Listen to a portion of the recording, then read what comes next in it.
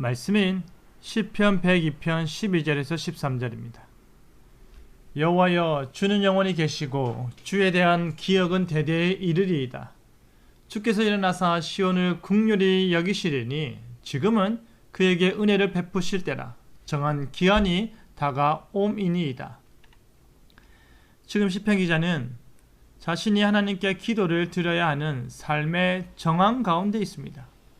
한 개인이 자신의 필요와 사회 국가적 상황 가운데 가장 필요한 것을 요청하는 것입니다. 보다 구체적으로 자신이 회복되어야 한다는 그 생각 아래 매우 적극적으로 하나님의 은혜를 갈구하는데요.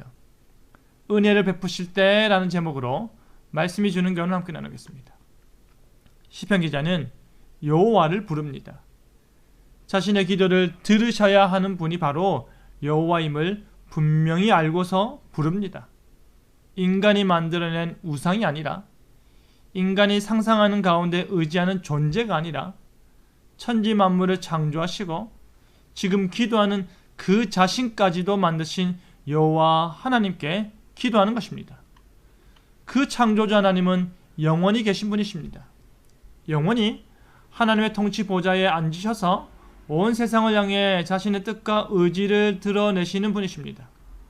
자신에게 기도하고 간청하는 모든 자들에게 여전히 소망과 위로를 주시는 분이십니다. 바로 그와 같은 주님에 대한 기억이 대대에 이르는 것입니다. 비록 지금 시편 기자가 자신의 개인적인 삶의 정황 가운데서 하나님께 기도하고 하나님의 놀라운 인도하심을 인내하며 기다린다 하더라도 하나님은 불변하시고 하나님은 영원하시지만 자신의 삶은 너무나도 변화무쌍하고 자신의 오늘은 불안한 것들 투성이이기 때문입니다. 하나님은 사랑의 하나님이라고 하는데, 하나님은 은혜로우신 분이라고 하는데, 자신은 지금 그 사랑과 은혜로부터 너무 멀리 떨어져 있는 것 같으니 조금은 우습지 않을까 하는 고민이 들 수도 있습니다. 하지만 그럼에도 불구하고 시편 기자는 하나님의 언약적 약속들을 굳게 붙잡고 그 약속에 있어서 결코 변개치 아니하시는 창조주 하나님 여호와를 기억하고 또 기억하는 것입니다. 그러면서 하는 말이 주께서 일어나사 시온을 긍휼히 여기시리니 합니다. 자신이 택하여 그 이름을 부여하신 백성들에게 하나님의 불쌍히 여기는 마음을 보여달라는 것입니다. 그 무너진 시온성을 재건하기까지 선하신 하나님께서 그 무너진 채로 있어야만 하는 자신들을 불쌍히 여겨달라는 것입니다. 왜냐하면 지금은 그에게 은혜를 베푸실 때이기 때문입니다. 지금은 정한 기한이 다가오기 때문입니다.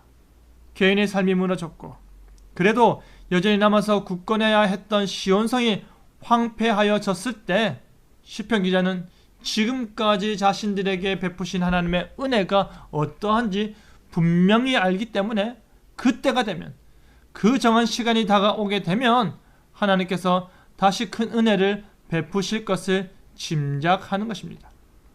하나님의 때가 되면, 하나님의 시간이 되면 무너진 우리의 삶을 회복시키시고 무너진 시온성을 온전케 하시고 떨어진 하나님의 권위를 절대적 권능으로 다시 지켜 세우심을 너무나도 기대하고 기대하는 것입니다. 영원한 하나님의 영원한 택한 백성의 영원한 도성을 향한 기대가 부풀어 오르는 것입니다.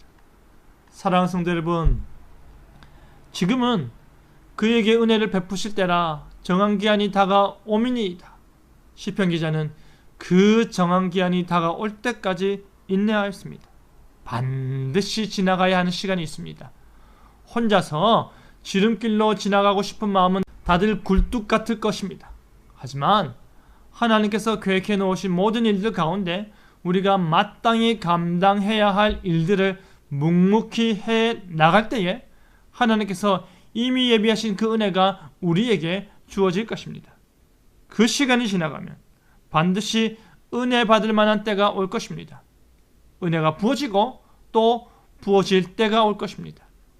그 정한 기한이 다가오고 있음을 기억하시길 바랍니다.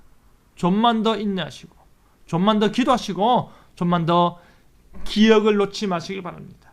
그리하여 우리에게 즐거이 은혜 베푸실 하나님을 기대하는 저와 여러분 되기를 간절히 바랍니다. 아멘.